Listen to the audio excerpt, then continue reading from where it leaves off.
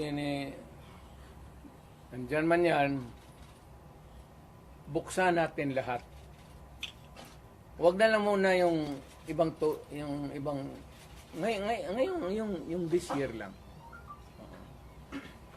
Tapos pagkatapos buksan natin next year. Buksan ng Congress. Ang congressman, hinamon ko ba sila? To open your books. Ang sagot naman ito ni Trillanes, open your bank account. Makihati ka pa sa putang ng pera ko.